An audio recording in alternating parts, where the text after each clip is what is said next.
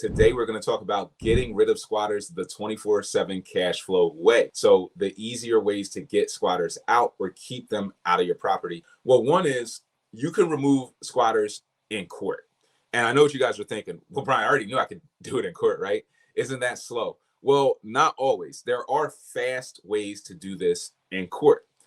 Step one is you want to look for these fast track conditions. So places like Philly, they actually have this fast track process. They came up with this in 2018. And I think you're going to see this as part of a tidal wave. You guys know that, or you should know, in Florida, DeSantis just like signed a new bill, just crushing squatters' rights completely.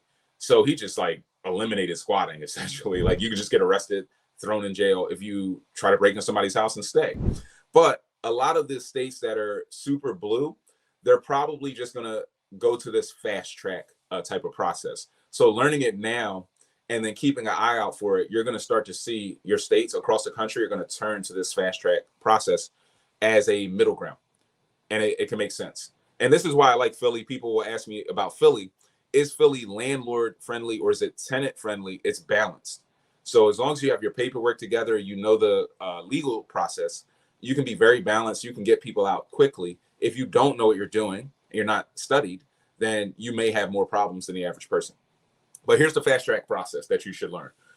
First, you need to know the fast track conditions. One, the affiant, which is you, the person who is filing the affidavit, is the owner. So you have to prove ownership. You have to come in with your closing documents or, hey, here, I'm on the deed. Here's the e-recorded deed. I own this property. So you have to have some proof of ownership. That's easy to do. Two, the occupant. So you're showing that the person in the property is not licensed or privileged to be on the said residential property, meaning they don't have a lease agreement. They don't have anything that you executed with them that says that they have a right to be here. Three, there's never been a landlord-tenant relationship between the owner or a prior owner and the occupant. And if relevant, that the owner requires the assistance of the City of Philadelphia police because the owner believes a crime is being committed. So that could be easy. Like, hey, I was talking to the neighbors. They said they were smoking over there. I think they're selling drugs out of there. You know, anything could be going on. But if you can prove these four things, or at least claim these four things, and then sign on an affidavit, you want to make sure you're telling the truth, right? You have met those fast track conditions, and you can get this person out quickly now, or people out. Step two, you need to file what's called an ejectment. It's important to understand this is not landlord-tenant court. And you would almost wish you were in landlord-tenant court because it's a bit more streamlined. With an ejectment, this is just kind of an open court case. So you're like suing somebody, almost like if it was a civil lawsuit, which means this thing could drag 6 months, 8 months, a year and a half. It depends on how sophisticated the defendant is and if they have free attorneys or not. Some people are extremely low income, so they can qualify for free attorneys. I'm not necessarily saying that a free attorney would defend them in this because they're dead wrong. But if a free attorney does step up and they start filing motions to delay the case, it could really drag like a year and a half, and it could cost you a lot of money. This fast track process is probably only going to cost you $6,000, $3,000 to $6,000, we'll call it. If you were in an all-out lawsuit for a year and a half, it's going to cost you $10,000 to $30,000. So not only is learning this process saving you a lot of money, but you hope you don't run into the wrong person. So I'm just kind of giving you guys some big picture numbers. So step two, you're going to file this ejectment.